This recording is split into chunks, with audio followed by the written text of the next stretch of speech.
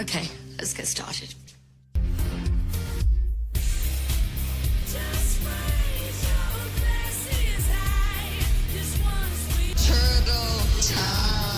Well, Zootopia 2 might have just broken into the piggy bank and snatched $1 billion from the movie-going public. Someone call Chief Bogo.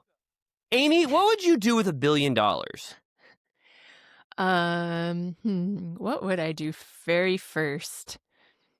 Yeah, I don't know. first. What am I holding out on? I Well- feel like I live recklessly as it is, but Yeah. I'd have to think about that. You What live- about you? Oh, great. I was just going to say, you live kind of like the Queen of Sheba already. But, oh my God, I mean, the things, you don't even want to know. I could probably talk for 50 minutes about what the hell I would do with $1 billion. But you know, they say what you're passionate about. They go, remember that book called The Color of Your Umbrella or whatever? It was to find your passion for work, what you wanted to do in your life. And it was like, if you had $20 million, how would you spend your damn time? If you got bored, and what would you do? And then whatever you were passionate about, that's what you could possibly try to find a career in. So I was going to ask you, if you had $1 billion like Zootopia 2, would you still do Turtle Time? Maybe once a week. Once a week, yeah. And then we'd still do for Villa Rosa VIPs, right? We'd still give them a little something, right? We wouldn't need still their money. charge them. Well, Zootopia 2, I think as we talk, because it was at $973 million as of this recording. I bet by the time we end, which will be the length and running time of Zootopia 2, it'll have crossed the $1 billion threshold. So congrats to Disney.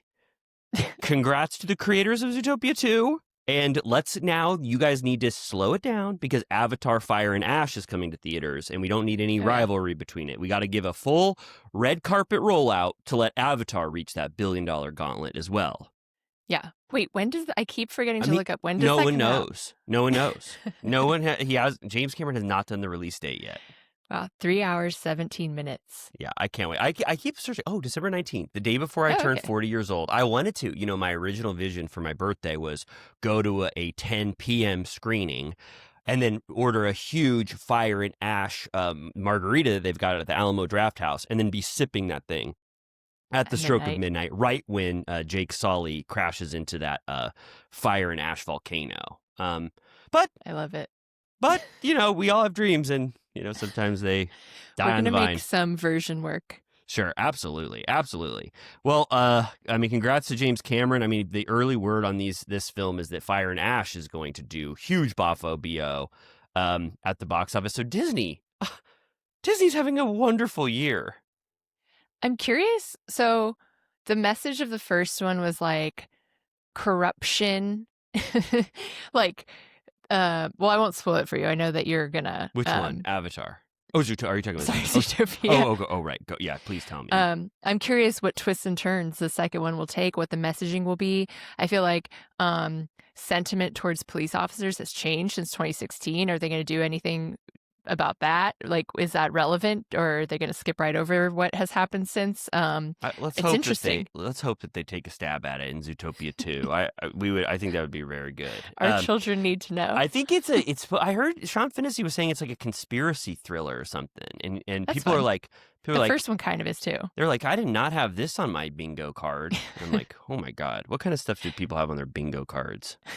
You know what I mean? It's never what they expect. It's always something odd. It's always like, I have most of the stuff that happens on my bingo card. You know what I did have on my bingo card that came true? What? I cried during Hamnet. Really? Oh my God. Our wonderful friend Natalie prepared me. She said, Hamnet, if you're gonna start having tears leak out of your eyes if you go see Oh my Hamnet. God, and you're a father, it's too much. Is it about, correct me if I'm wrong, and I'm going to be wrong, and why would I state a plot when you've seen it, but is it about Shakespeare grieving the loss of a son and how that might have affected the work of Hamlet, causing sort of parallels with his own thing? But he's like, people will know this is about my son if I call it the Hamnet, so I shall call this Hamlet. Apparently those names are sort of interchangeable at that time. There's like an intro card that says that. And there was a book, it's based on, I think, like a novel, but there's also another book called like The Death of Hamnet and the Writing of Hamlet. So yeah, it's about exactly that. That is so cool. I mean, oh no, not for Shakespeare. That's horrible. But Yeah, rough. can I? I have to recommend a book since we're talking about the Bard. Yeah. Bill Bryson's book. Read it. You did? Me and Jimmy listened to it on a road trip one time. Oh my God, I fucking love that book. I can go to sleep listening to Bill Bryson read this Shakespeare story. It's all of the collected facts, like what we actually know about Shakespeare and how much is just interpretation. They don't even know if we're looking at the right portrait of Shakespeare. There's only 3 images that have ever existed of him, and they don't even all correlate. They're all like, anyway, oh my God, if you want to read about Shakespeare and not have interpretations or what people have read into it, it's like the basics of Shakespeare. I think it's a wonderful it's cool. book. Yeah, everyone was busy with the plague. They couldn't be writing down factoids. Yeah. I'm getting it for my dad this year for Christmas. Nobody tell him. I already told him.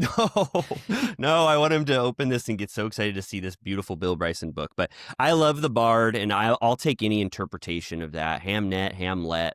I'm gonna see it. And you cried at the end? Throughout. Oh my God, tears are. Everyone in the crowd, there would be a lull and people would be like, oh my God. I want to go to a weepy like that. It felt good. I want to cry a little bit. What's the guy who's in that? Paul Mescal? He's still killing it then. Yeah. But it's really a Jessie Buckley vehicle. She's the star, for real. It's more about his wife, I think. Jessie Buckley. Wow, Anne Hathaway, I believe her name was, right? Her name is like, it's like Agnes, but they say it weird, like Agnes. Oh, what the hell? But I think that, I don't know. What the hell am I talking about? No, that's what I thought too. Like when she introduced herself, I was like, is she going to say Anne Hathaway? But maybe there's stuff that's different. I didn't look into where it diverges. Oh, I quick Google sorted me pretty fast. She was sometimes referred to as Agnes. So there you go. They did some quick Googling here. Anne Hathaway. Wonderful Shakespeare. It's so fun to see, his works interpreted on screen. So checked that box. Got a Marty Supreme ping pong ball from the gumball machine at AMC, and I did the Ella McKay challenge. I saw that. Oh my God. I saw that. Are you releasing that onto the internet? Yeah, I think I posted the Ella McKay challenge on our story. Oh, good. Okay. All right. I didn't do it on Twitter. I felt like it's burnt. Like I feel embarrassed. Really? Oh, I don't think you should ever be embarrassed of doing the Ella McKay challenge. But oh my God. Oh, and then what was the thing you said? Oh, did you? Sorry to keep talking about films, but did you see Marty Supreme? No. Oh, you just got you got the ping pong ball. Yeah. You can ask the ticket master, whatever you want to call him, for a coin to release a ball for you. So I have one. Oh my God, that is so awesome. Okay. All right. Well, I'm kind of floored. I'm gonna switch us now out of the realm of film, which we both love, and I'm gonna go to the breaking news that has hit the internet in a huge way. Maybe not possibly when this airs, this episode, but it was huge. Kyle Cooke had to release a statement. It's bad when a trailer comes out and a cast member has to say, no, stop. Don't think about this for 1 second. I need to stifle this immediately. And he told People magazine in exclusive, he goes, I regret everything, that was said and what I did, but here's the real story. I went to an event that Amanda declined and chose not to go to. Then we went to a bar afterwards, and then we went to an after party afterwards, and I don't use anything like caffeine or anything to artificially juice me up to keep me awake, and I felt saddened to say that I fell asleep on a couch until, 6:30 or something? But he goes, but in no way did I sleep at a fan's apartment. So I have to ask you, that's Kyle's statement. What did you think when you saw that? It's just embarrassing. It's just like he's not beating the Peter Pan allegations. People released some of the photos. There's one of him shotgunning a Truly, which I'm like, wow, he was so fucked up that he wasn't drinking Loverboy. He was drinking Truly. And then I saw a different video where it was a screenshot of a Snapchat where it was Kyle like in someone's house, and the Snapchat text said, "Help, he's still here." I saw that too. I think that there's a TikTok that has, captured these Snapchats of Kyle being sort of running around their apartment, not leaving. It looks like it was Halloween night because in the photo I'm looking at, there's a orange and black balloons. I'm like, the only reason you'd ever do that is it's possibly Halloween night. And then, yeah, I bet also he is drinking a Truly. People have seen these photos. I bet he was talking shit about this thing the whole time. Like, he's shotgunning it, but I bet he was going, this sucks so bad. Because he's got the raspberry flavor. I think. I don't think I've ever even had a Truly. They look so nasty to me. Well, I do want to sort of put a caveat that, we do run a lot of Truly ads on Turtle Time, but oh my God, this one, especially though, this one is pure shit that Kyle is drinking. And I bet he was complaining. You can see an angry sort of look on his face with his backwards hat as he's about to drink it. You saw that photo? Yes. Yeah. Especially because we know from watching the show how upset she gets when he doesn't come home and she has to worry about him. Yeah. And, we've seen it a million times of her being like, "Where are you? I called you 400 times. And the fact that he's still doing that stuff well into the morning hours is upsetting.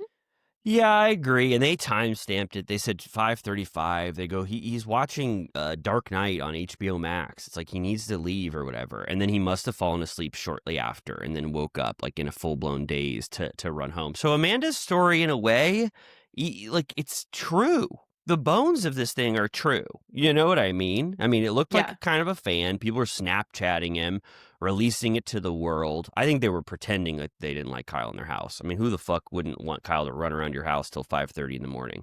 But it's true. Be that as it may, Amanda is right to say what she said. And even though Kyle is saying it's not cheating, this wasn't cheating, still you're in the realm of this kind of stuff going on while you're, in a marriage with Amanda who doesn't like this kind of stuff.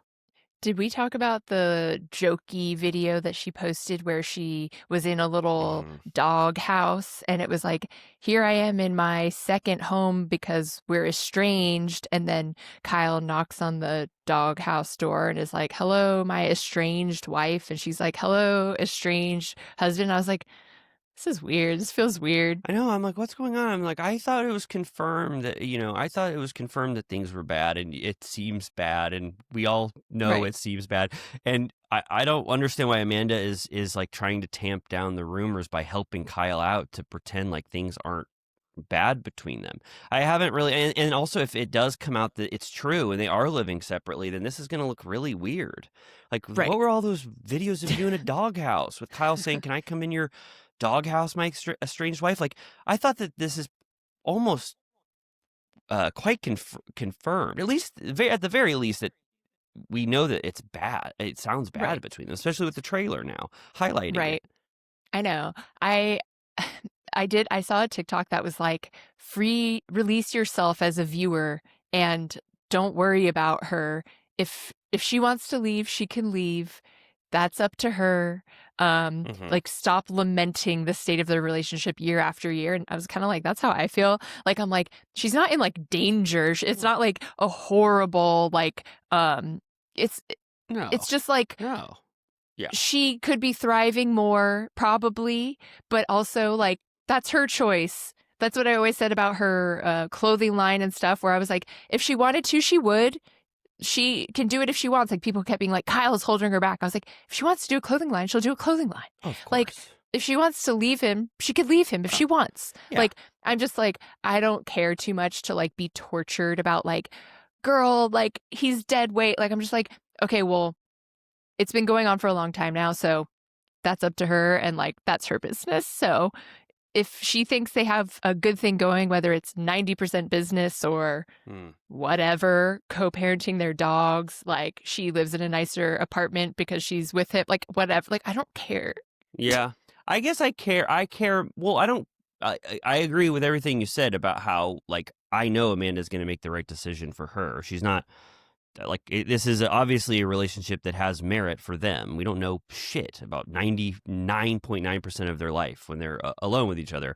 But I just know that from what we've seen and what we've given access to and what we're allowed to comment on, it's been kind of a slow decline for them in a relationship. And I would almost be like a person that would want to just say, like, guys, whatever that beautiful, love is, which I believe exists, I think you're at the point now where you might both be happier with someone else, just based off what I've seen. But obviously, we're not watching that Showtime couples therapy with them where we get the deepest look at their shit. How much would you pay? I mean, you said it. You already said it. If Bravo just copied Showtime and just said Bravo Celebrity, whatever it's called, couples therapy, and got the best therapist in the world, not one of those ones that they get on every Bravo show, like an actual real certified one, like the Showtime one, it would be an explosive. Amazing. I'm trying to think what conglomeration would need to happen, like how imploded would Hollywood need to become for Showtime to cross over with Bravo. I don't think any of those things are currently happening, but like eventually. Yeah, there's some configuration that could possibly, or with things going how they are now, it could bring shift. Orna over. Who cares? That'd be really cool. But I agree with you. Obviously, we have no clue to the inner life of them, and if they're having that fun thing where Amanda's in a doghouse and he's barking outside of it saying "Let me in," that's fine. But I just feel like as a viewer, it has been a lot of work championing them for a really long time. And I think we're probably the final people in the world that go, we think this is good. There must be some secret deep love. But I really imagine a world where both of them are happy in other relationships. Do you think, I don't remember if we've said this before, I've certainly had this conversation with other people / probably you, that they're saving the breakup for the new show? Yeah, I think so. That's why I'm like, but don't do this charade. Don't do this stuff about trying to lie to us until we get to the meat of a breakup that you're sparing us from, until you get to reveal on our Bravo show. Like, I would not do any of this damage control. I would let rumors circulate and swell up until we finally got to see it. So I don't understand why they're doing that. It honestly makes me believe that this isn't true, that they are still together, because I don't really believe that Amanda would be the person that purposefully and willfully lies to the audience to pretend like they're not separated if they actually are. It's actually dispelling the rumors for me. I think they possibly could be still together. When Matt Rogers was on Watch What Happens this week, he was saying that he's obsessed with Amanda and that he, in person loves her and she's like the best Bravo celebrity he's met, and that he thinks she's poised to have a Paige moment. Like she should blow up the way Paige has, just like in culture. And I saw it posted as a TikTok, like out of context, or like placed in the context of that it would be like a post-breakup glow up. And Matt Rogers commented, "That's not what I meant at all." Oh my God. Yeah. No. Oh my God. Taken out of context like that. Yeah. But I see what the original statement meant. Like, I totally get that read of things. But, again, like you said, back to what you said, it's none of our business. And whatever they... I mean, it kind of is. Well, but I mean, I'm just saying I trust them, what they ultimately decide to do. I trust them, and I'm just getting I'm neutral now. Neutral. Oh, wow. I'm like, take me in either direction. I'll follow a breakup. It'll be sad, but I'll be entertained. Staying together honestly might become torturous at a certain point. Like, I can't deal with this anymore. It's too negative. I guess I'm like, where do I stand? I'm pro if they like it, and I'm negative to it if but then just whatever makes them happier. We're gonna become like Stassi and Katie season 8, where Kristen and Carter are technically broken up, but they keep getting back together, and she keeps crying about it.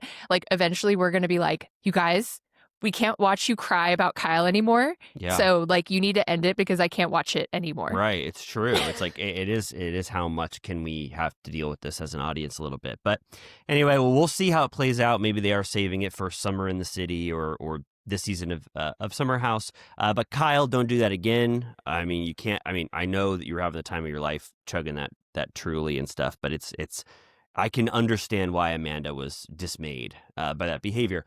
Speaking of being dismayed by someone's behavior, I was dismayed by the behavior Jen Shah had in terms of how she got to prison, the kind of stuff that she did, defrauding the elderly. I didn't like anything about it.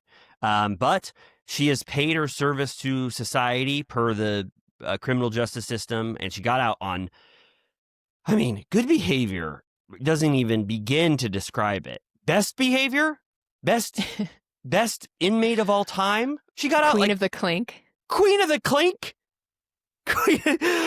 Queen of the Clink, that you could call her. I think that she got out 2 or 3 years earlier. This is the best case scenario by far. Every prisoner was licking their lips as Jen Shah was getting out of the clink. The bars open. They go, what the hell? Wasn't she originally sentenced till 2029? And she's getting out now? And it's like, wow. She did everything. I read this thing. It was this amazing reporting. It was like she did everything good you can do in the thing. She did every, like, I don't know what these, every program, the library stuff, every time she would return the books, within the 2-day limit or whatever. So she was really doing a great job in there. And now she's out. That, she was out as of December 10th. And I don't think we've heard we haven't heard a peep yet. It's like she hasn't run to the New York Times or Right. Variety or Deadline to give like her side of things yet. I think she's having 48 hours of pure bliss, probably. Right. Yeah, I saw just a video of her arriving at the Salt Lake City airport crying and hugging everyone, greeting her. But that's all. So, which Salt Lake City cast member is going to break first? Not let her on the show, obviously, because Andy said absolutely not. But which one of those cast members is she reaching out to first, and which one is reaching out to her? Meredith was in touch with Jen Shah. I remember that was a huge deal at some point last season. This season? No, it had been last season. And Meredith was like, I wasn't personally affected by her. I still do keep in touch with her. So I wonder who will make the first contact with Jen Shah. It won't be Heather Gay. Right. It won't be Angie, I don't think. Yeah, maybe. Would Meredith make the most sense? Yeah, possibly. But I'm not. I kind of want to personally close the chapter on Jen Shah for us, unless she makes the biggest news in the world and writes a best-selling book or whatever. I kind of don't. I know she's rehabilitated in the eyes of society, but I still think that there was some major moral character flaw that led her to do all of those horrendous crimes. And I'm glad that we can kind of just say goodbye, hopefully, to Jen Shah as a Bravo audience. Sure. Yeah. I'm still holding out for Dancing with the Stars, but I'm not sure where their line is either. Yeah, I don't know. I think they would get too much shit for having Jen Shah on there, to be honest. Yeah, I'm curious. I want to hear a candid conversation about where because I think like tax crimes are one thing. Maybe like disgraced is another, but like actual harmful felonies, maybe they can't do. Yeah, I think so too. And Bravo docket, again, for anybody who needs to have a realignment in terms of Bravo celebrities committing crime. What's the difference between what Jen Shah did? Watch the Bravo docket, or they did a great roundup of the actual willful crimes, active, willful, ongoing, horrific abuse of the elderly, stealing all their money and stuff. It's the most shocking, horrible shit you've ever seen. By far, the worst crimes ever committed by a Bravo celebrity. And we got to draw the line somewhere, I would say. But congrats to Jen Shah on getting out and all that good behavior you did. Just don't do it again. Please. I wanted to request before we bop-a-doo over to Charleston, could we take a very quick certified turtle piss break? Absolutely. I will always oblige a certified turtle piss. Let's do it right now. All right. We're bop-a-doo back, right? It's true. A movable beast. A movable beast, it was called? I wrote feast. It was beast? I hope I didn't make that up. I thought it was a movable feast, and I was like, oh, it was a pun. Oh, I was telling anybody who would listen that there's a wonderful literary reference to an Ernest Hemingway novel / memoir. And no, I'm sorry. I don't know what the hell is a movable beast. So it's a play on a movable beast, but it means Craig is this looming, lurching beast moving around, right? Remember when I went on, oh my God, what's his name? Let me guess. Remember when you went on, what's his name? Matthew Reese's boat called A Movable Feast. Oh my God, I'll never forget. Yes, of course I remember that. So that's what that boat was called. Yeah, because it was the same one that Hemingway had. Holy shit. Did you ever read A Movable Feast? No. Okay, it's wonderful. It's wonderful. Ernest Hemingway when he was 60 years old, he wrote about his wonderful time in the 20s in Paris when a bunch of writers and artists were living there. And Gertrude Stein was holding court, and she'd be like, Ernest, come over and have some whiskey with me. And she would At regale my them with. salon. Yeah. And then I was like, and then when I read it around the same time as Midnight in Paris. And I was like, wow, Woody Allen just read that book. And he said, what if I was just in it at this time? And it was like all the same shit, like F. Scott Fitzgerald getting drunk and all that kind of Yeah. stuff. But a wonderful book. I mean, oh my God, if you want to read about 1920s Paris, it's so fun. So I was proud of them for alluding to this memoir in some Yes. capacity. Whitner's effect. Whitner is so cool. Can we talk? I guess I don't have to wait long. I can't wait to talk about his wake up routine. I'm going to start doing this. Should we do a Whitner minute up top? Yeah, let's Is that Whitner crazy? it. Yeah, let's Whitner it. Let's talk about every minute that Whitner is in it. Whitner is already awake right now by the time we're recording Turtle Time. He's like in bed probably by now. He's probably in bed, going to bed to wake up so he could wake up at 4:35. I don't love that, frankly. Really? That actually doesn't turn me on. I think that's freakish. I just think that there's somewhere in the middle between 4:35 and 7 a.m. to still appear as an early bird, as they like to say. But 4:35? When the hell is he going to bed to wake up at 4:35? And he does it every single day. Yeah. Psycho goes on a 5 a.m. run. Then, of course, I loved he rides his bike to his law office with a big like crate on the back that his dog rides in. And I was like, all right, this guy rocks. He's so cool. He was like, he was awesome. And that working out and stuff, I was like, oh my God, I could never do that for 1 second. Not only could I physically never be able to wake up at 4:35, but then to do that running and exercise, he's like jumping on a big pole and spinning and lifting his whole body up and letting Bacchus run like crazy. I was like, oh my God, he's got it together. I mean, like you said, what does this mean? This laid out ritual that's perfect in every way, but it honestly kind of was inspiring. I can't wake up that early, but I do wish I had the life that allowed a 2-hour routine like that in the morning. Meditate, work out. Yeah, maybe his ex was a night owl and she was like, I can't do this anymore. You could be right. I want to know if we ever get a chance to interview Whitner. I just want to say, what time's bedtime to wake up at 4:35? I would love to know. It's got to be quite early. And then we found out that his mom, who is awesome, apparently, because she was in the south of France when they FaceTime, their family owns a place called Itchy Grass Farm. I thought that was so crazy. Charming. So charming. This place is so awesome. Besides the itchy grass, but I think it looked amazing. He said a big barn, a big barnyard. Cottages, barns, cabins, pool, awesome. Gardens. Looked great. Yeah, and I love the name. Itchy Grass. Itchy Grass Farm. I hope that he hosts something there. That's what I'm waiting for. Oh, that would be great. And then lastly, I'll just say his party was not fratty in any way. He had like 10 trays of pasta and, like custom drinks. Like it was like well done for a man. Yeah, I'll say rigatoni, linguine, I think garlic bread, and it was supposed to be nice, dressed up like literary figures. Oh my God, yeah. Speaking of a movable feast, F. Scott Fitzgerald, wrote Great Gatsby, so that's so in line with that shit. The guy that wrote Holes was in the belly pock. Oh, totally. Louis Satcher, I believe. So this episode, so Whitner was great to see him. Wonderful convo with his mom. He seems like a sweet guy. I mean, I don't know shit about him except what I've seen from the last 3 episodes or 4. But he seems like the most eligible bachelor. Totally. He's great. So then we're back at Whitner's literary party, and Craig and Austin are fighting about that stuff that they were fighting about. Austin's hot tub comment saying you were in a hot tub with Sally, and then Craig got really pissed and said that Austin secretly wants to be single, and that's why he's sending these little shots towards Craig because he's jealous or whatever. And then people are more on Austin's side, I gotta say. At Whitner's literary feast, they think that Craig boiled over too much at that little comment, and they're kind of, even Sally, who might potentially have a crush on Craig, eventually is like, you should apologize. Shep is so clearly on Austin's side.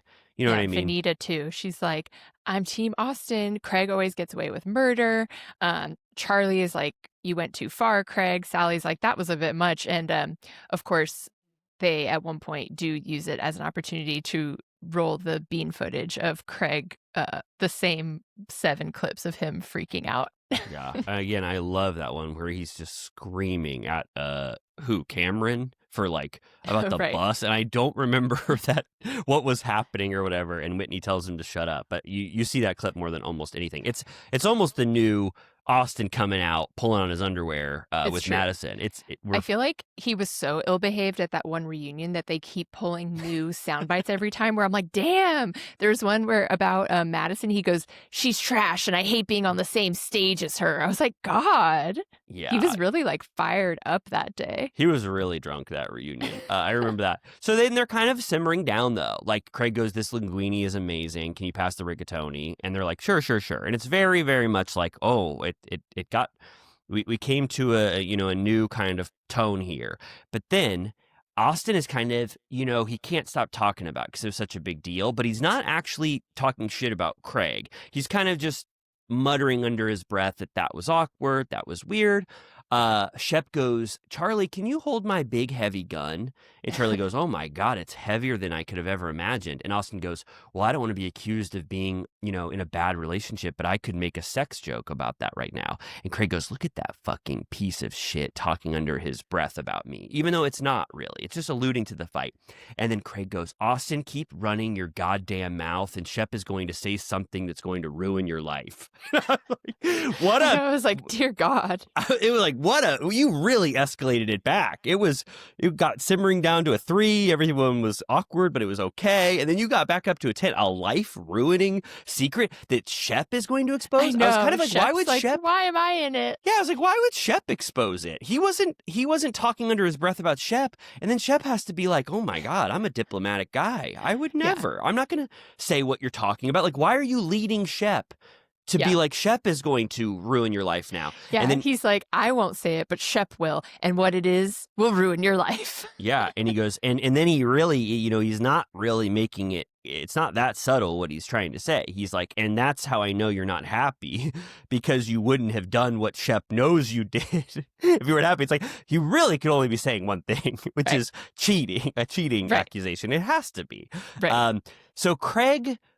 Yeah, Craig, I was defending Craig last week, which is horrible. Everybody's probably so pissed. Not that anybody cares, but and then this was like, what the hell? He wasn't even really talking shit about you. And then you were bringing a bombshell that Shep told you that you don't even really know the truth about to land it like that. That was kind of crazy. And he tells everyone at the party so they will think about this cheating accusation now. Think about the validity of it for a really long time, probably.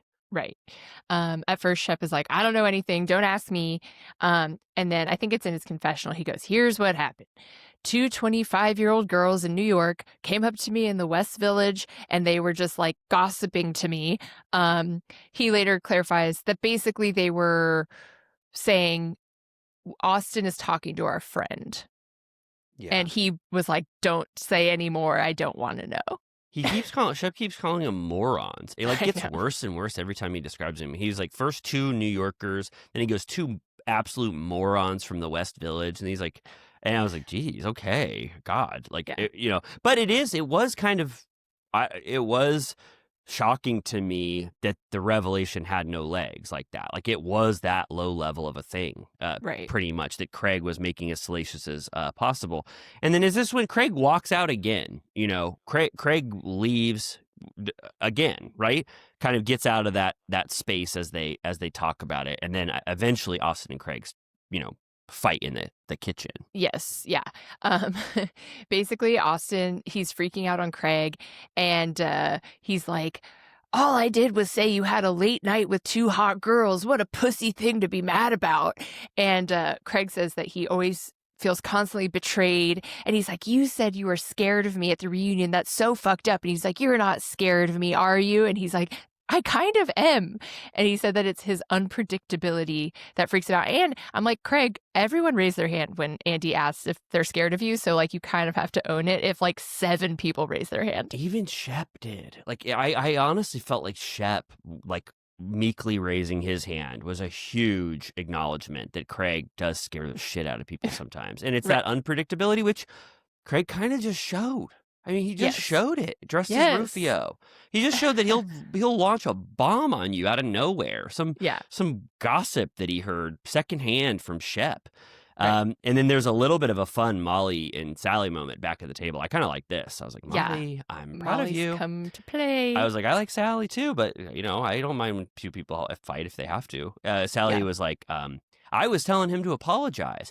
I wasn't just flirting with him over here. And Molly was like, it kind of looked like you were just flirting with him. And Sally goes, oh, look who's coming to speak up to me now. I already heard you had some words for me. And she talks about how Molly goes, I was just getting back at you for talking shit to Madison about me being drunk at the baby shower. And Sally says, I didn't do that. And Molly goes, well, maybe you were drunk when you did it, which happens a lot. And you forgot what you said. And I was like, damn, calling her a drunkard. Like that's a huge shot towards Sally. Yeah. That was good. Shots fired. Yep. Unfortunately, Molly was on Watch What Happens, and she didn't bring much to the table because I really like her, but she's just kind of boring on there. I don't know if she's just like freaked out. She was with Shep, who is obviously like such a old standby for Watch What Happens. Like Andy's super comfortable with him, so I just felt like I was like, come on, like let's do some stuff. She did reveal that she's currently dating someone. Whoa. Oh Yes. my God. Wow. I can't wait to see that. I didn't see it. So what the hell why am I having a take? But, I imagine she's only been on twice. I couldn't imagine how nerve wracking that would be. I think the secret is you just have to be pithy. Is that the right word? Yeah. Say some kind of inflammatory stuff if you can.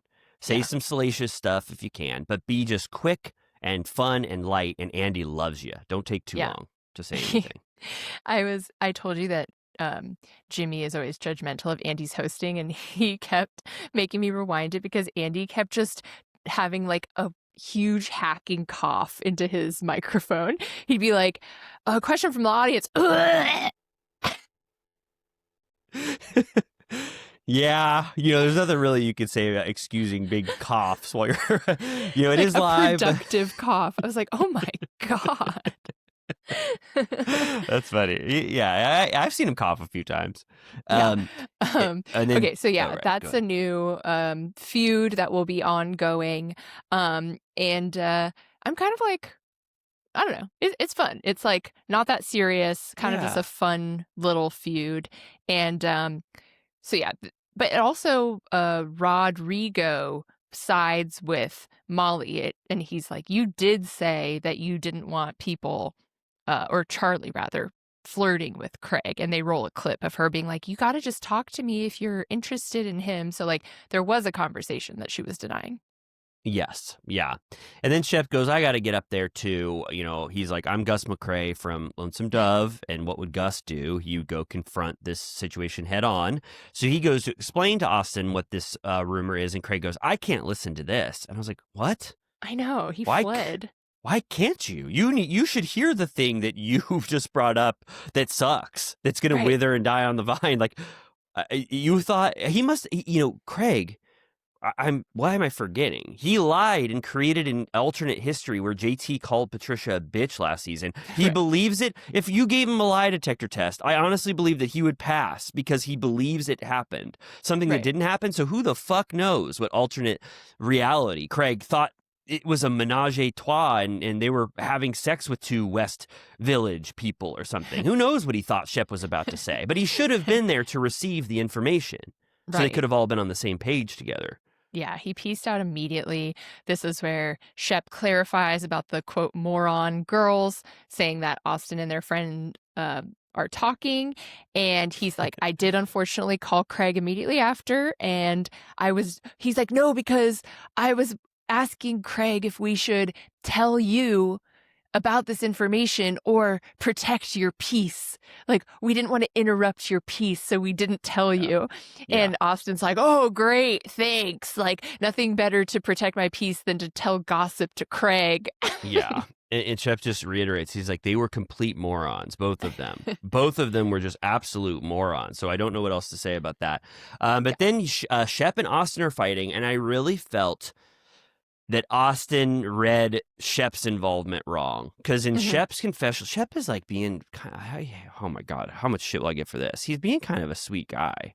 Last 2 seasons after he did ayahuasca, I really feel like something bloomed in Shep's head. He's kind of baited. Yeah, I don't.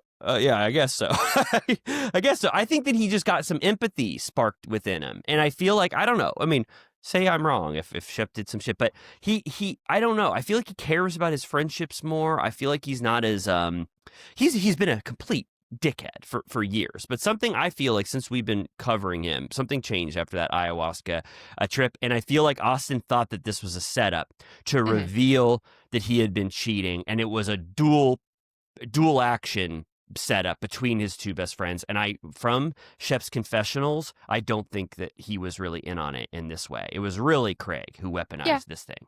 I believed Shep that he wasn't being messy, but he just always calls Craig. And I thought I was kind of shocked. I don't know why. Maybe I'm a prude, but Austin's all fired up and he's like, so I guess the only way I can have peace is if I run around chasing pussy like you and fucking Craig. I was like, oh my God. Yeah, I thought that too. I go, oh my God, what the hell? I'm like, is this how y'all talk? I know. See, he does. I mean, he said, I don't want to say it, but he said that word twice. The P word? Yeah, well, I say it every once in a while, but but it was. Rod he said says it later, but right, totally. About the cats. Oh my God, I forgot. But then this is what I didn't really understand. Austin leaves, and then it was kind of like, okay, well, 2 OGs left or whatever, so we're all leaving. And Whitner's like crying, and he's like Party over. He's like eating his rigatoni, and it's like you all had to leave. Like you didn't have to ruin his birthday because Austin left and a fight happened. You could have spent more time. But Vanita was like, I'm leaving. And Madison was like, I'm leaving too. I was like, okay.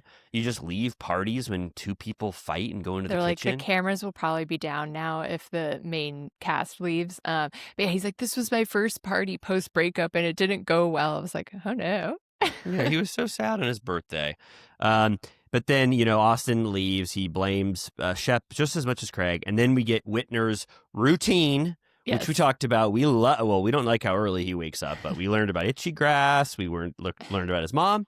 And then Sally, not to be outdone by Whitner calling his mom, Sally decides to call her mom Charlotte. And she goes, Mom, guess what my dog Boots did? Took a huge piss just right on me. Did you think that was interesting? She was very shocked. She was like, that's the weirdest thing you've ever done. You got to get out of here. And then, I mean, whatever. I won't judge. People have all different levels of closeness, but her mom was like, your sister might give birth today. And she was like, what? Like, I have a feeling she doesn't talk to her sisters very much. Oh my God. Oh wow. Yeah. No. Yeah. I would know. I would probably know if my sister was about to give birth. But yeah, some she people was have like, keep me posted. But then Sally goes, I want to have one of those. Yeah. She goes, my 2 sisters have done this, and now it's like I'm thinking about it now. She did say that, I think. Right. She also reveals that after Whitner's party, her and Charlie went to Craig's for a hot tub after party till 5 a.m. And her mom's like, what the hell? Is it a menage? And she's like, no, but I was surprised. I was like, wow, both girls. Yeah. Oh my God. Yeah. And this is going to come up more. I mean, Craig's hot tub is the place to be in Charleston. So. It's the new Whitney's Lair. It's true. You know what I mean? Yeah. I mean, if you're a bachelor, having a hot tub is a huge win. I'm not a huge hot tub head. Really? I don't know why. I mean, they're cool. They seem so cool. It's a fun, fill in the blank activity. Because it's like, what are you going to do after hours, really, besides watch TV? Hot tub is kind of a nice, let's go chat and drink in the hot tub. Mm-hmm. Do you have access to a hot tub? No, not right now. Just right on now. At Airbnbs. I always prioritize Airbnbs with hot tubs, though. Big Bear, Tahoe. I think I grew Palm up. Springs. Oh my gosh, thinking about hot tubs in Palm Springs. I had one at Thanksgiving. I had access to one. I didn't know what to do with myself. No, I did actually. They convinced me, but I always am. We don't have to talk about hot tubs too long, but it boiled you. I kind of love it when I'm in it. I don't know what's wrong with me. Okay, enough about this weird hot tub stuff. Okay. And then, okay. And then she goes, yeah, she has that fun relationship with her mom. Did you and Charlie and Craig have sex with each other? She goes, no. And then Sally says kind of a fun thing. Oh, you know what we didn't say about what Molly said? We forgot. And maybe this plays into it. Molly goes, Sally, I don't want to say Sally's a pick-me girl, but my God, does she get validation or self-worth from men's affection or attention? And it kind of skews and causes a lot of drama or whatever. And I was like, damn, Molly, little did fans know, Southern Charm people, like a thing went viral calling Sally a pick-me girl. And then Molly was going to state that case the next episode about Sally. Right. But then Sally kind of says, she's like, what kind of guy doesn't make a big move in a hot tub with two hot girls? And she goes, when I usually want a guy, I get them. And I was like, I wonder if that's a comment where I am fine with it because I like Sally. But do some people hear that and they're probably like, oh, Sally sucks because she says stuff like that? It didn't bother me. Oh, good. All right. Well, I don't know. I don't know what a pick-me girl is. It's like you act the way guys want at the betrayal of other women. Okay. Is that what Gone Girl in the beginning is alluding to? Did she have to become a pick-me with Ben Affleck and pretend like she liked Call of Duty on PlayStation 3 and eat hot dogs? The cool girl, dream girl. But I wasn't like, what's wrong with Sally that she says, why didn't he make a move? I thought that played into when Austin and Shep were making fun of Craig for having no game. Oh, right. Yeah. Yeah. No, me too. And I think that Craig says later, he goes, I go long. I'm the long game guy. So you'll never know when I'm going to strike. It's long and drawn out. Okay. Madison and Hudson. We like this scene, right? Not much to say besides that it was cute. He made steaks. Cute as hell. Caesar salad. Okay, yeah, we don't have to talk about it a lot. Caesar salad. He makes steaks. And then he goes, Mom, are you going to get a new ultrasound soon? Because the baby, when I looked at it, I think she had one of those 3D imaging things where it looked exactly like the Green Goblin. And Hudson got scared and she had to reassure Hudson that it's not going to come out like a baby Green Goblin. You had a really scary Green Goblin in the early days. And I was like, oh, God. I'm sorry we even showed you. Megan would show that to anybody who would look for a second. Oh, my God. Go on YouTube for a second. Penny had this one, a Green Goblin ultrasound where she was like... And it was really scary. It was like scary. I was like, what the hell? There's a devil inside you. I was like, what kind of moment was Penny doing when they captured that? What was she thinking at that moment? But yeah, so I understand Hudson. And then, oh yeah, you're right. Nothing. What the hell am I recapping the scene for? No shit happens at all. Okay, Craig, this is fun. Charlie comes over with Craig's art and she brought 10 different pieces that she loves. This is kind of cute. Was this like you have to admit this was like a rom-com, right? Yeah, except I kind of feel like she doesn't like him. That's what I wrote that note. I said, I really said, I don't think Charlie likes Craig. And then she tells the audience, she goes, I like him. I like Craig. And I'm waiting, but I was like, I don't know if I sense this chemistry. Because also when he was like drunk as Rufio at the literary dinner, he was asking about art, kind of trying to flirt with her again. And she was, I don't want to talk about work right now. And I was like, damn, you really shut him down. And like, you seem to be very disturbed by, not disturbed, but kind of, you felt like it was odd that he had screamed. And I think that might have changed her perception of Craig a little bit. But for now, she's not pretending. Oh, sorry. She's still going for it, potentially. She's trying to make that commission. Totally. Oh, my God. Can you imagine this big piece of art that Craig could buy? And she goes, I like your yellow shirt. And he goes, I like your red shorts. You look like a boxer.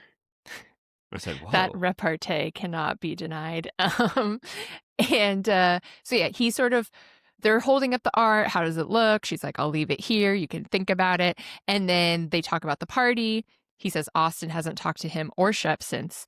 And he goes, I don't get why Austin cares what girls I hang out with because all last year what he was pissed about was me not going out at all. So which is it? And he's like, I know that I sort of freaked out and I need to work on my delivery. That wasn't the best. Yeah. Yeah, that's exactly right. And he goes, I don't go nuclear on everybody, and she goes, well, I hope not, because that was kind of wild. And he says, I'm a highly passionate person. So, and then, like I said, Charlie does say, I really like this guy. When the hell? I want a guy to say, I emphatically like someone. And Craig goes, I play the long game. You'll never see me coming. So maybe they're a Whatever mismatch. that means. Whatever. Maybe they are not a match because of how they choose to pursue each other or state their love. Yeah. Okay, you're liking this, I believe. Austin setting up this litter box at his house. Yeah. I'm trying to think. So there's this part and the end is all kitten centric. So it's Piper and Martini. We get a little White Lotus reference. Yeah. Rodrigo goes, what are you going to say when Piper jumps on the counter? And he goes, Piper, no. May this please be the last time that we ever hear Southern Charm combined with White Lotus. That one guy, I will never forget that lead Malfoy guy going, stop it! You stop talking about this now! Mike White didn't say anything about Southern Charm. Stop asking me about this now. I was like, oh my God. Thank God someone stopped this thing. It was out of hand. I've never seen anything like it. But yeah, Piper, no. Andy Cohen, he tried to quote it on Watch What Happens and he said, no, Piper. It's over, guys. I loved White Lotus just as much as everyone. I love prestige HBO shows, but White Lotus is over. And it had nothing to do with Southern Charm. Absolutely nothing. They need that moment. So he is like, Madison, come yap with me and Rod and meet the kittens. And so I feel like we can just cover it at the same time.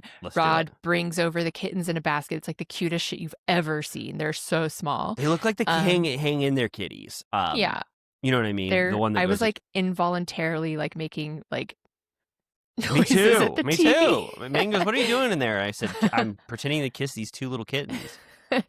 And he's like, they're like, is Audrey gonna come meet them? He's like, I might drive them out to her, which I was like, oh, I mean, I guess good to start them young in the car. If it's a good move actually, because if you wait too long, they'll hate the car. I was like, that's too adventurous, but shut my mouth.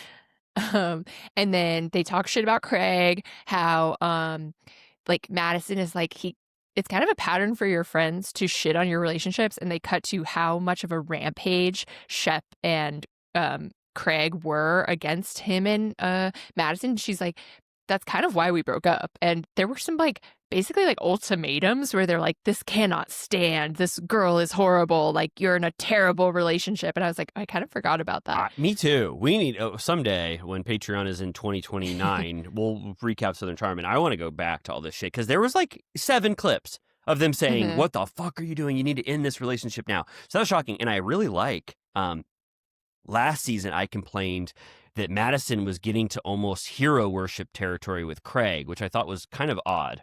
Like everything he did, she had sort of rose-colored glasses, and now it feels like she goes, wait, I don't like this guy, this drunken mess. Like maybe she liked him with Paige when he was on his best behavior, but she's kind of coming to terms with conflicted feelings and remembering the man who called her a trash bag or garbage or whatever. You know what I mean? So I'm glad. I'm kind of glad that Madison is reckoning with her feelings towards Craig. Yeah. No, it's good. And then the only other scene is Shep and Molly go to this interactive dog park, like beer garden, which I was cool. Like, can we have one of those? I want it so bad. How many places are in Charleston? They have 5 or 10 new places they go to every single season that you've never seen before. Molly's dog Zoe went to the bathroom and they didn't show Molly cleaning it up. I was like, I was a little concerned about that. I was like, I hope they edited it out when she ran over and said, Shep, please stop talking. I got to go take care of what Zoe's doing over there. I know that can't be sanctioned in this beer garden. But I'm like, I would totally just go without a dog and be like, can I drink beers amongst all these beasts? I would love to do that.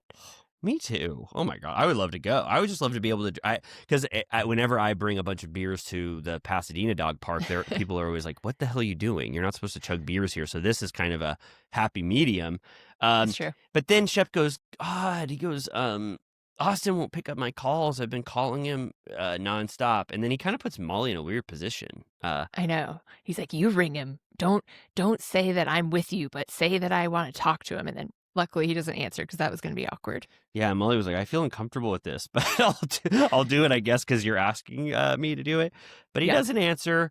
So we'll see. Austin is kind of saying, like you already mentioned, like he wants to race to Audrey's. Like he's going to leave possibly mid-season or at the start of the season. Maybe cameras will follow him to watch the Audrey stuff. But he's really struck by this, and he's even Madison and Rodrigo are telling him maybe your friends don't have your best intentions at heart, and maybe you shouldn't even consider them friends. And I'm like, just think about that with Craig. Poor Shep. He's at the interactive dog park right now thinking about you, wanting to get this thing back on track. Shep got lumped in. I feel bad for him, but we'll see what happens. Yeah, and then it looks like there's going to be a pool party, potentially 4th of July. It looked like red, white, and blue themed, and Austin might not go. Austin, oh my God.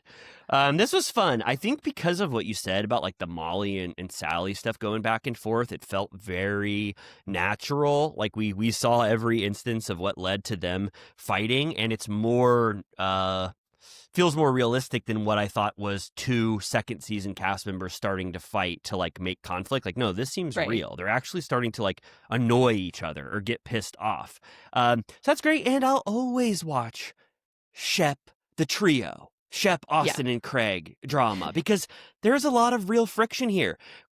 Even though I don't like how Craig reacted to Austin, I do believe when Craig says, I'm offended by you saying you're scared of me. In what world are friends scared of each other? Did you say that just to hurt me? Like, I believe in Craig's version of reality that Austin betrayed him in a way. It's just a matter of them getting on the same page again, hopefully, and believing that they both have each other's best intentions at heart, which they're very far away from. So, good episode. I feel like every time they're in New York, whether it's for Watch What Happens or the reunion or I wonder if they ever go to, I feel like they only go to New York for Bravo reasons, but something happens every single time.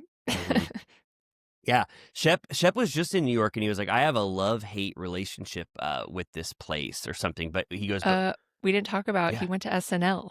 Oh my God. Oh, that would have been top of the news. That has so many of our combined interests, and we didn't even talk about it. Oh my God, he's like best friends with Colin Jost now after they did that Purina Dog Bowl challenge. Do you remember that it was the Purina Dog race or something, and they were like, who can eat like food out of this dog bowl first? And since then, it got him on a huge like track of becoming great friends, and he got to stand on that stage. Could you imagine? Doesn't Colin Jost was the face of Olympic surfing for NBC, I think. Oh, okay. Oh. And then I think there was like something where there's like an NBC uni brotherhood happening with all these guys. Totally. It is so. Could you imagine? I mean, someday, you said, what we said, $1 billion, get tickets to SNL and hopefully get to climb out on that stage, maybe in the morning after everybody's left. But talk about a powerful, powerful stage up there. The one ticket you can't buy. That's what they say?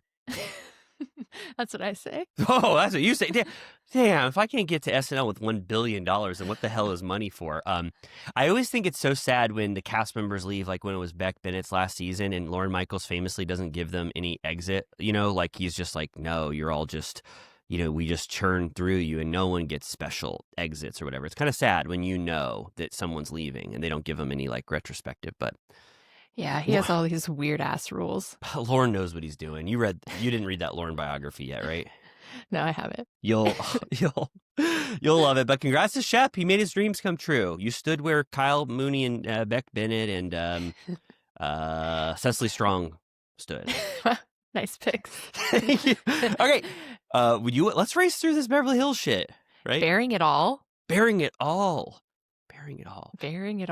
Well, bearing it all, of course, the one that is just there for you to take is that these men bared it all and showing their nudity, with nudity. Yeah, that's true. But then what's the second? I mean, what else does it mean? Oh, like and then Kyle. Oh, sorry. You and I were able to use our turtle time prowess to figure out the title. Also, they tell Dorit to let PK be the bearer of bad news, but I don't think that's why. Oh, I don't know. I'll give him a triple entendre if you want. This episode was not great. It was fine. I feel like it's still we're getting established. Yeah. Not I'm a little still reticent about the topics being the same, Oh.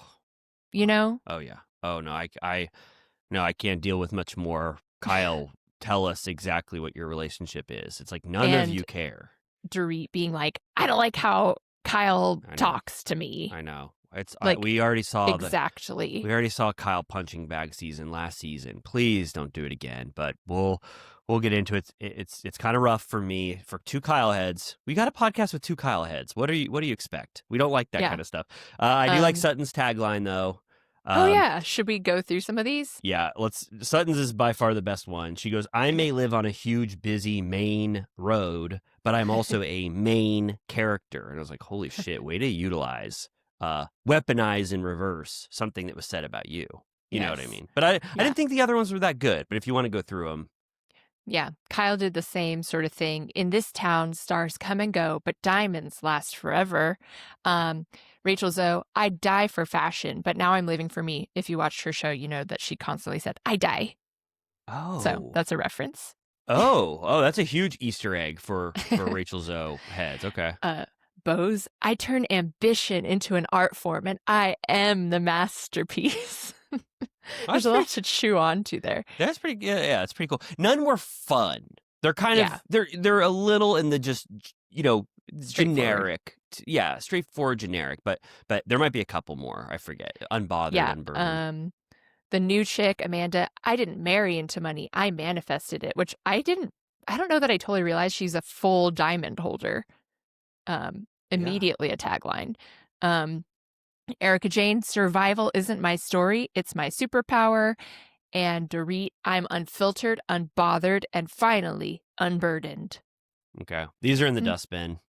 You heard it here first. It's no pint size and baptized and highly prized. I give them a 2 out of 10 total, and Sutton's is only clever because she's referencing something that was kind of funny. No. What the hell? Flop. My God. All right.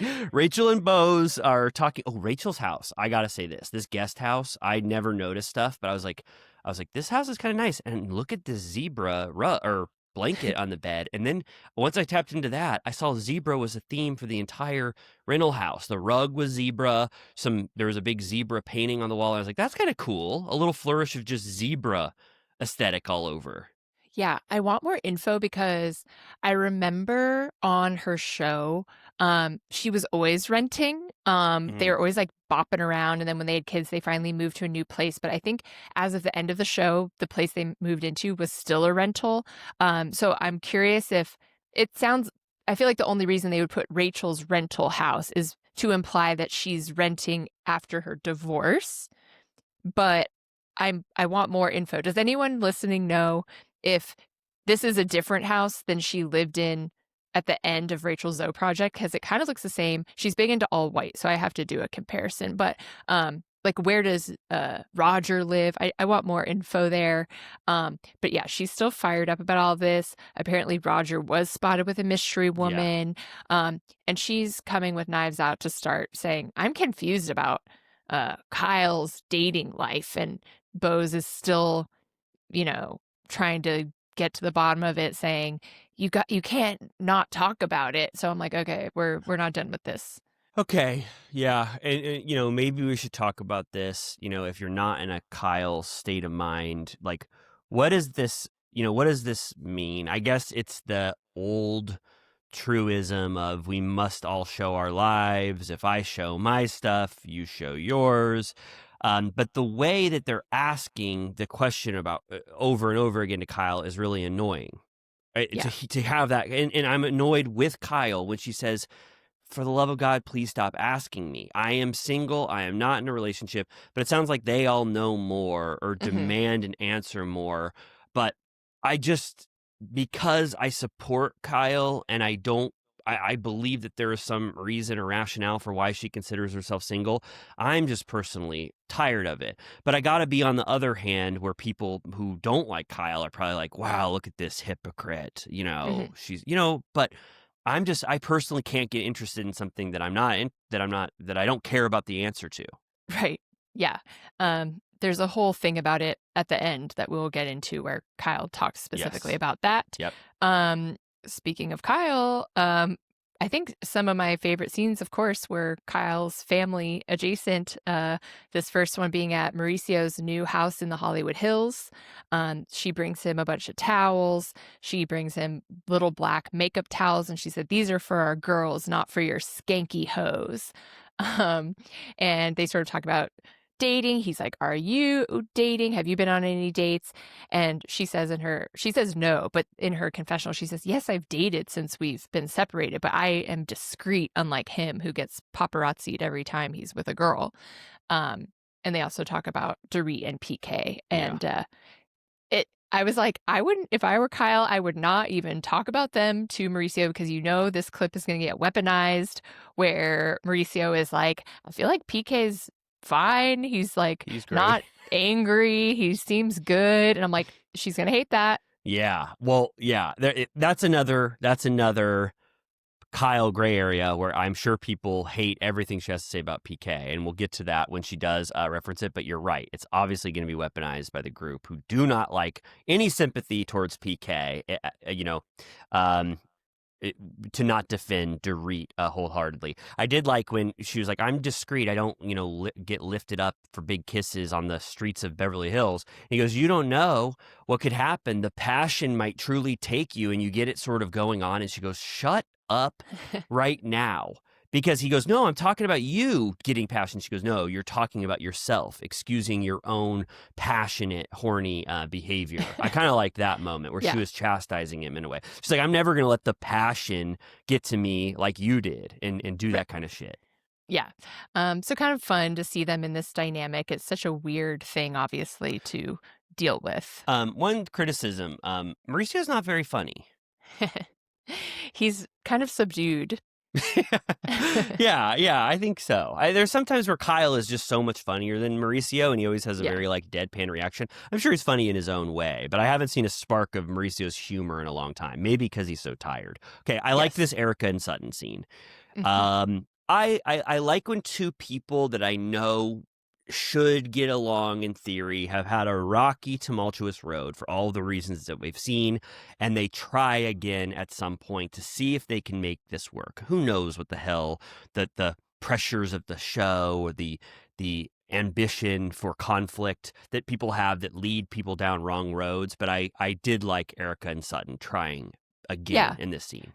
I know. It should be top of mind that they've hated each other for most of the time they've been on the show together, but there is something that makes total sense that I have to remind myself, because they have the Southern thing going. I feel like even though Erica doesn't have millionaire money anymore, she has that air of her past living in this upper echelon, and Sutton operates on that level. So they kind of just make sense. Like when they get along, you're like, yes, this totally makes sense.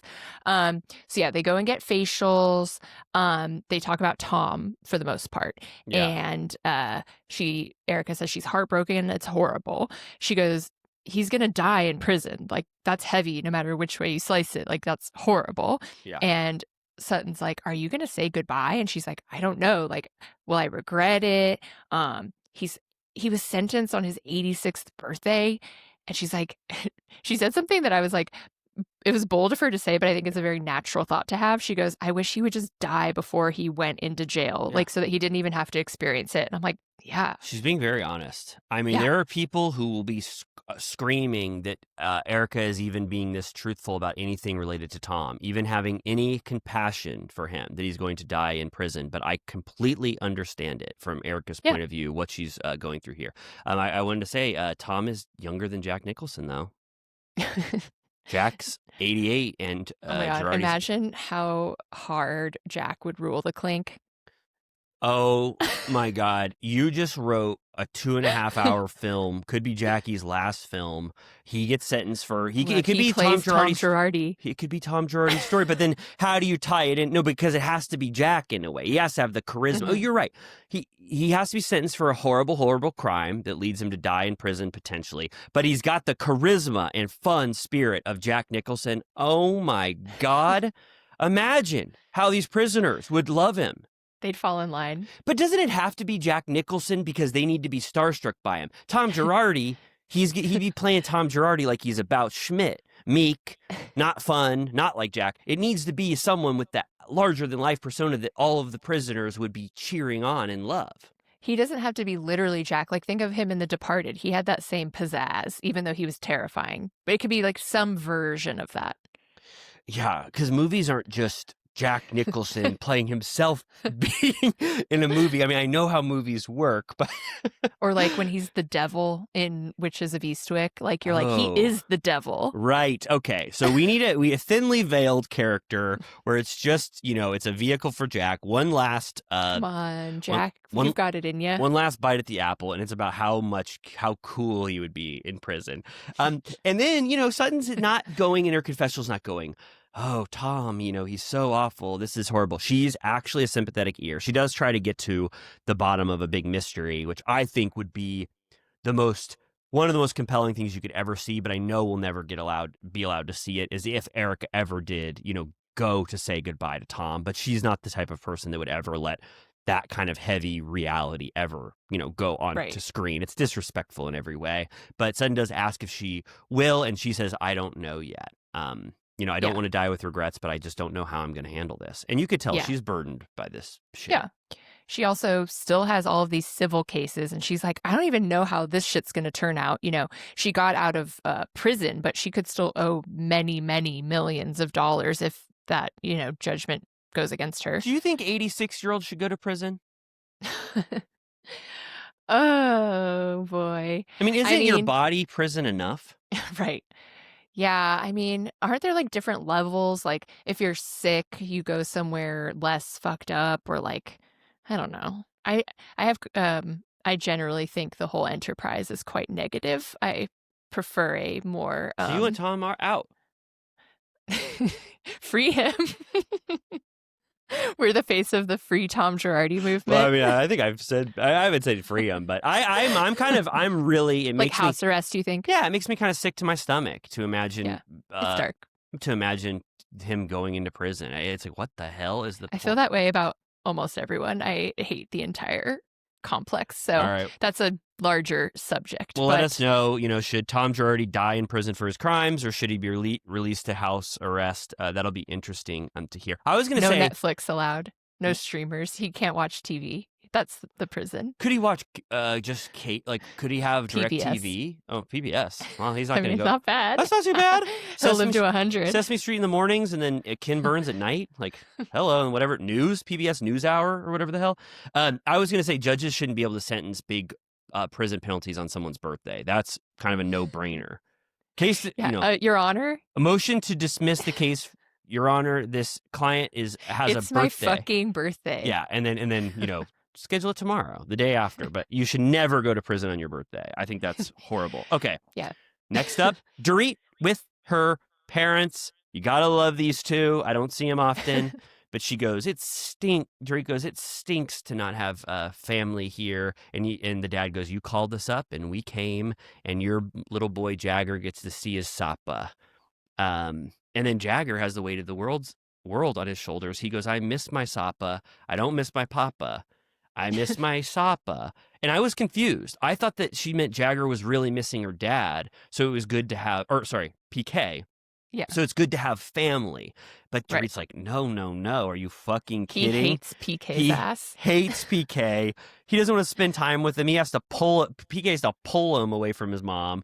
And he goes, he wants his Sapa. So they were going to take him on an all expenses paid trip. I mean, Jagger doesn't have to pay a dime to go with Sapa and grandma and gets to go to grandma, and this is all at this point, it's set in stone. It's good. Dorit says Jagger's got the weight of the world on his shoulders, but hopefully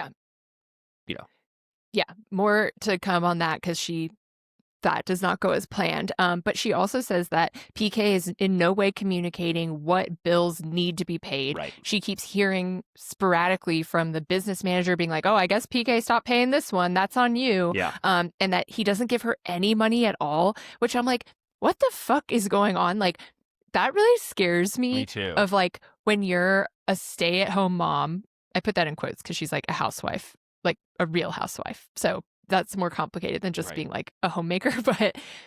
And you agree that your husband is bringing in the most of the income. Obviously, she has been on a housewife for a long time, so she's making a good amount. But for your husband to leave and she then just say, you get no more money from me, that's all on you.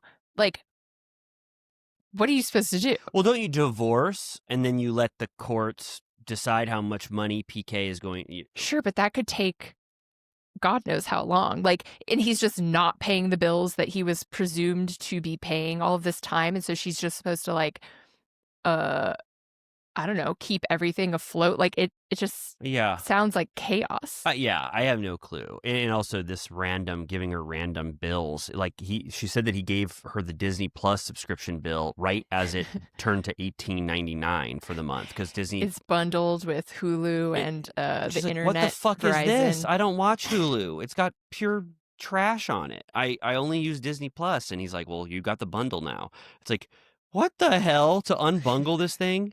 And well, you're right. I don't know. I don't know the nuance of this. Dorit does probably have an income enough to where she's able to do it, and I think you retroactively must get money for the time in which, right. Or there must be people do this. 50% of all couples deal with situations like this, or some lower number than that. But financially, must be something set in place to make this. And I mean, we already know that they've both lived well beyond their means the whole time we've known them, so they probably need to make some tough decisions. I don't know what the hell PK's job is besides boy George Wrangler, manager. That he needs to be in Europe like 9 times out of 10. It's really on me that I have never looked up what PK is considered what his job is. It's always like multi-million-dollar companies. I'm like, what the hell do you do? It's because I have so little interest in even knowing anything about PK, but no offense to him. All right, Girardi's in Beverly Hills. This place this place had me wishing I had $1 billion, like Zootopia 2. This is what I was promised by there being a Real Housewives of Beverly Hills. I was like, this is the intel I'm looking for. Where do the rich bitches register for their plates? Cool. I was actually sad that Kathy couldn't head up this mission because they said she's so good at this. And she's like, all right, we need a set of 12 here. Yeah. We need the Christoffel egg. We need XYZ. And I would have loved to see that. 2 plates. 2 knives, 2 forks, right? Because they're getting married, so they're going to need 2 of everything. And then this was so cool. They're looking at this plate. You have to love this. They're looking at this plate that's pink and blue with a bunch of Spartans on it or something. And then Sutton drives up, and she has the exact same shirt on that has those same colors and the same graphic or something. I was like, what are the odds that she would be dressed like that? Same shit in Girardi's. Did you see that? Yeah, stunning. I forget the designer of those plates, but those are very trendy right now. I feel like those are the young people's china, that pattern, really? The colors. Wow. Yes. And then Amanda, let's talk about Amanda. Amanda. Do you like how they shoehorned this in? Yeah, it was interesting. At least there's some sort of connection there. Amanda and her husband are the ones that bought Kyle Richards's home, and there was a outrage when the husband, started using a sledgehammer and a jackhammer to try to destroy the floors of Kyle Richards' own old home, and people had an uproar online about it. Yes. So I didn't know that was the connection, or at least I forgot if I did.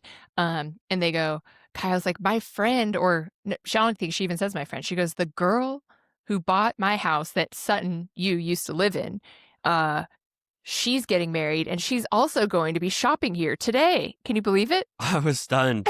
I was stunned by that. And when Amanda comes, another kind of fun synchronicity for Beverly Hills, they go, what are the odds we all have the same Birkin bag? Similar, you know what I mean? Similar style or something. And they do the price tags, $32K for Sutton, $30 for Kyle, and then Amanda's is a $14K. Drops down. A little bit. bit. Dirty. Yeah. Well, but still, I think that was so cool. I mean, $14K, still decent. Not as good as, obviously, Sutton's. She's apparently written a book called Rich as Fuck. She says that she's described as the money queen. something about how to manifest money, etc. I'm curious about that. Yeah. Well, I'm really curious. I mean, I would love to know how that works. And then what are the odds that we'd be learning about manifesting twice in 1 week? Turtle Time listeners will know that we talked about manifesting from Vanderpump Rules episode It's 2 true. when Venus manifested his current life. And so he would get Yes. along, I think, well with Amanda. And then they mentioned that Jennifer Tilly is going to be having a art and draw or sip and draw party pretty soon. Yes. So they're like, oh, we're all going to go to that. Yeah, and she will be invited. I feel like we can skip this Bose and her daughter. It's basically just about her daughter saying she likes Keeley, and if they're going to get engaged, she wants him to ask permission. Yeah. Yeah, that really summarizes it pretty well. I thought it was sweet. I hope that Keeley does do that. That's the daughter's wishes. So hopefully he will. Yes. Okay. Tilly's. We missed Tilly last week, and now we get a full dose of Tilly. I feel like Tilly was sort of having trouble. No, I mean, not trouble, but I think that she was getting her feet wet again. And what the show was like, she came out like a cannonball. Smashing into everyone, and she was so great and effortless last season. And I felt like there was maybe some pressure on her, or the fact that she decided to host an all cast. I don't know what it was, but she felt a little off to me. It felt like maybe things weren't going right with the food. She was like, or she was just uncomfortable or nervous, which not a big deal. But everyone arrives, and then she makes this comment, a nice little outreach to Amanda. What's Amanda's last name? We don't know, right? It doesn't matter. I don't know. It doesn't really matter. But she goes, Amanda, you look like you just popped out of that 1985 Chanel ad where they were all wearing ball gowns and motorcycle jackets on a bunch of motorcycles from 1985. And Amanda kind of doesn't. I was like, that's the cool. If somebody said that to me, I'd be like, that's the coolest thing you've ever said. Thank you. She goes, I was born in 1985. And then Tilly, they're all like, oh. Yeah, they go, oh my God. And Tilly goes, I was selling sandwiches in a hamper with a salad for 10 cents, trying to make my dreams come Damn, true. sandwiches were 10 cents in the 80s. That is so cool. I mean, that is like, could you imagine? Not even $1. Could you imagine going out on Sunset Boulevard and there's somebody selling 10-cent sandwiches in a hamper? It's like the 80s. I would love to have been there. Well, I was 85 too. That's why it struck me because I'm in 1985. So me and Amanda are the exact. Well, I don't know if we're the exact same age, but I'm close to. Wow. She's going to be 40 at some point soon. Oh, wow. Yeah, she might already be. So she talks about that she has 4 kids. 2 of them are stepkids. And Bose goes, so his kids. And I was like, oh, okay. Yeah, and Bose in her confessional is like, no one's calling my daughter their daughter. And I'm like, okay, well, everyone's different. Like, families are all different. Like, can you relax? It was a little prime to have something to point out, but I was like, I really don't take any offense to Amanda wanting to call them her kids because she loves them as much or however long. Yeah, it's like you don't know the situation. She's like, I'm raising them, and it's like their mom might be MIA. Totally, absolutely. And then Tilly goes, all right, enough getting to know each other. Let's go out and paint some boring fruit. I think there's a banana and some grapes and an apple. And they go, oh, God, this sucks. Like a still life painting of fruit. And she goes, not so fast. Look at this kind of stuff with men popping out of the bushes and they're going to be completely naked. Yeah. Shocker. I think some of them saw this coming, but it was fun. Yeah. Side note, it's revealed that Amanda doesn't really drink. So that's interesting. Yeah, and Erica Erica gets nervous around new people. I don't know what the hell she was thinking. She goes, you have to drink. We all drink here, except Kyle, who I love, and I respect her decision not to drink. It's like, what? She's grandfathered in. And then Amanda gets a kind of a point against Erica. I think there's going to be friction between her. She goes, she's like, what? That is so not the right thing to say anymore to people who choose not to drink. Yeah. We don't all need to be drunk as hell. But I got to say about these drawings of people's naked bodies, which I like art like this, and I loved it. They ranked these completely wrong. They gave Rachel the best naked portrait, and it was clearly Erica's. Erica's was so much better in every way than all of it. Kyle's was the worst. I don't even think I saw Dorit's looked like shit. Rachel's was horrible. Not even close to reflecting a naked body. And then Erica's was are actually art that I would frame and buy. I thought it was really, really good. I don't know what that art critic was thinking when they judged it like this. Yeah. These male models were going above and beyond. Their poses were extreme in nature. They were. One guy, yes, of course we can say this. This is not anything to say. One guy was on the edge of the hot tub looking back, sort of coy or bashful. Booty tooch. Total butt. And then a lot of people drew that one with the guy's rear end up on the edge of a He's pool. a true muse. Totally. This is I don't want to get too personal or whatever, but because as a casting director, I recognized one of these guys. I'm not going to say who, and I was like, "Wow, I love this guy." I've auditioned him before, and I was like, "Wow, I didn't know that you did this kind of work." Just like Jay Kelly. Yeah, and then totally, I had a Jay Kelly moment, and then later, I'll tell it later. But there's this one of the suitors that Bo says, "I'm going to mix and mingle my single friends." I was like, I know one of these suitors. His Ben Glebe. Do you know that guy? I clocked that as well. You did. I don't want to get too personal again, but I knew someone who was I knew someone who worked with Ben Glebe, and I had to go to his stand-up I shows. took a picture. Yeah. Because I noted it. That's insane. I went to see him. I hope he doesn't listen, but I went to see him I had to go to support my friend, and he goes, "What about these prescription drugs?" He goes, the side effects are worse than the thing you're taking the medicine for. And then he listed those things, and I go, oh my God, no way. Because that's one of those. Well, anyway, sorry. We don't have to talk about Ben Glebe anymore. But anyway, that was just I was like, what are the odds? I know two people on Beverly Hills. Yeah. It's kind of shocking. Yeah. I was shocked to see him. I haven't thought of that person in a very long time. Yeah, and I didn't finish that story, and then everybody started laughing really hard at the Hollywood Improv. But then what do? They come back in. And they're talking about what Dorit's situation with PK. Yeah. First, they do. They ask if Kyle's dating, and she's like, no. And Bose is like, you're not having sex, are you? And Kyle's sort of like, no. But she answers in a weird way that I was like, that was a weird answer. But yeah, then it gets to, they go, Dorit, are you dating? And she goes, my ex-husband is too busy torturing me. Mm-hmm. I don't have time. And apparently, she was going to send the kids this week to Florida with their grandparents, which sounds like positive across the board. Like, who wouldn't want that? And, PK is going to block that from happening. Yeah, that's what she says. Right. And then it gets to the point where they say, actually, PK wants to stay, next to Epcot, and if he gets his way, they would stay in the hotel with him. And then Kyle says something that I consider, if you're not a Kyle hater and you don't defend Dorit with all of your life and think PK is a demon from hell, she's like, well, that's fine. You say you get to honor that. Let's meet in the middle. And maybe they don't stay in the hotel with him, but you can't block him from going to Florida for the trip.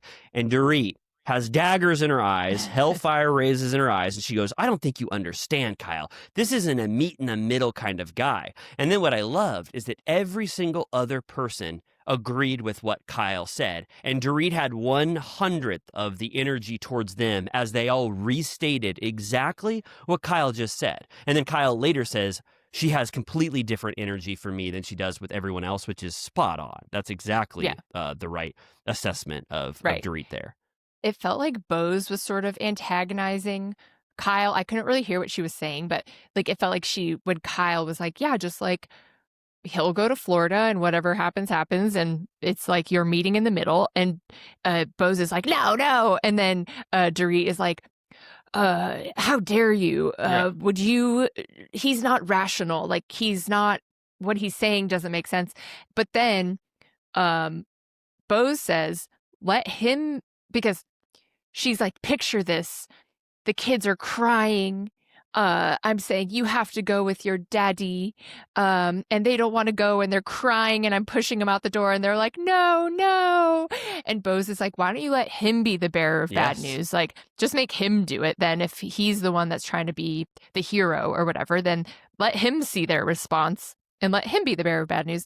And then Rachel, who, like, you can tell she's dealing with this completely right now because she had such a clear picture of it. She goes, call his bluff. I promise you he won't even come. And if he does, it'll be one night in Florida on the way to Saint-Tropez. And I was like, that was a sleigh. Like, I was like, I just got such a crystal clear picture of like deadbeat dad. Like, I think that these Peter Pan dads are all the same, and they can, at this point, they all have the same issue going on. Except Kyle doesn't have small kids anymore, so she doesn't have to worry about their welfare. Yeah. Yes, totally. Yeah, and good advice all around. I do think it was in a similar vein of what Kyle was trying to say, but Dorit jumped on her a little bit. And then Kyle says the most sympathetic thing to me in the world, which I completely 100% agree with, and I know that fans don't like this, I'm sure, but she goes, these people don't know PK. You can talk about him being a monster and evil and a demon, and you can say he's a narcissist, and they don't know him, and they can fully support Dorit. But I know PK, and she obviously likes him, and she doesn't. She knows Dorit, and she knows PK. She knows them both really well, and she goes, I don't have the same portrait of PK that Dorit is painting. And I'm like, I understand that. It'd be like if you and I knew someone and we heard the worst fucking stories about them or whatever. Like, we would just have to take it with a grain of salt because we actually have spent time with someone for a really long time. So I know that is going to be bring out rage in the future when that confessional comes out. But similar as Erica expressing any empathy towards Tom, it's the exact same thing as Kyle expressing empathy for someone that she knew and was friends with and loved for a period of time. Right. Okay, now we get the final scene. Kyle and Erica having a frank conversation about Morgan, what's her name? Wade, I think. Wade. This was about Morgan. It had to be. Right. Yeah. Like that, it's just veiled. For some reason, she's been barred from saying her name, but that's the only person she dated. Yeah, I really found like if you're thinking about Morgan Wade throughout this conversation, it's kind of illuminating, if you insert who the person was, you think. So Morgan Wade apparently did not like how she was received what was that, 2 seasons ago? When they got tattoos and they went to her shows and stuff. She now wants to be a completely, private person where her name isn't even uttered. And Kyle says to Erica, which I love that Erica and this, talk about a real friendship, the one person she can actually talk to on this show. That shows you who's a real friend, where the strongest alliances or friendships lie. It's that she is fine giving this information to Erica. She goes, I do not want to betray the person who does not want to be named. Would you do that too? And Erica says, yes, I would, to protect someone who didn't want to be on here. So it's Kyle having her cake and eating it too, in a way. She lets the viewers know enough to where there's a relationship. It's like for you and I, it fills in the blanks for us, but acknowledging that this person does not want to ever be discussed on this show. So how do you deal with that? I know. I almost wish that when she talked about, she goes, I was seeing someone who I cared about very much. I was in a very vulnerable place. When I'm in love, I want to share. That's the kind of person I am. But the other person didn't want that. And I'm like, I wish they did like a montage of like all of their moments together, because they had like 5 scenes together on the show. So it's like, so that's just the thing where like, this is going to infuriate people that she's talking around it, which I get because it is confusing. Yeah. Like, you're like, can you just like confirm it and then say, and I'm not allowed to say anything else, because it's obviously about her. There's no other person, but like, there's part of me that's like, is that who you're talking about? But like, of course it is. But it's like making me delusional. Like, I'm like, what is happening? Yeah, I agree with you. And it would have been a huge kind of a big editing decision for Bravo to reveal who they're talking about from the context clues that they have, but they are at this point too deferential, to Kyle to sort of do that to her. They wouldn't want to put her in that position. They don't want to hurt Kyle because she is just so powerful on this show. But I think that there was enough, like you said, we immediately just leaped to Morgan Wade. So maybe she knows everyone is going to make that assumption. She said enough. And then she says their relationship ended because of this private public. Right. That was like the nail in the coffin for it being her, because you're like, that's what happened. with them. And, she's sort of crying through the conversation, and Erica's like, you're between a rock and a hard place. Like, and then, we get next week the clip of her saying, I could go Brad, I could go Angelina. So I feel like she's just like dropping breadcrumbs to be like, y'all got me, like, you were right, but I'm still not going to talk about it. But like, let the record show that is what happened. Yeah. Yeah, I think so too. Exactly that. And then, I do want Kyle to be able to give some sort of statement that sort of gets everybody off this. I don't know what you do in this situation where you just like can't let a rumor die, but I hope that Kyle can accomplish that in some way that everyone is satisfied with, and then they have to move on and create a new target. And not talk about Kyle's relationship much longer, because it's getting tedious and tiring as fans. All right. Yes. Well, speaking of tedious and tiring, no, just kidding. Turtle Time is never those things. We are going to sign off now. Amy and I have that holiday spirit within me that makes me want to go jump around and eat candy canes outside. And so I'm champing at the bit to conclude Turtle Time. But I want to say, we say this every single week. If you please give us your money in some way, Patreon, Etsy, Venmo. You know our names. You listen to Turtle Time. You know our names. You know how they're spelled. Look for our profile pictures. Mine's just, I think it's me. I'm going to look right now. It's Riley Hamilton. Kris Jenner. Yours is. Type my name. Type Amy's name. Give us a huge money. It's so easy to find us. I'll give you my phone number. If you write me and message me privately, I'll give you my phone number so it's easy for you to. I'll do whatever you want. But do that, and then. Oh, sorry. Go ahead. Join us on Patreon. I said this last week or the other day. You can give the gift of Patreon subscriptions. Right. You could do that for Christmas. Any friends who have been on the cusp of joining us, get your holiday orders in ASAP. Probably you're in your final stretch of being able to get them for Christmas. And then again, if you don't want to spend a dime, rate, review, follow, subscribe, comment, whatever. That's really it. It's just one of those two things, but you got to do one of them. So please do that. And then this is it. This is Turtle Time for the week. We're Amy and I are done. We're back next week with a beautiful Patreon. And then we got sort of a holiday schedule. Who knows what the hell we'll pull out of our sleeves as we get up. But for now, Santa's sleigh. But goodbye, everyone. We love you so much. Have a wonderful weekend. Bye.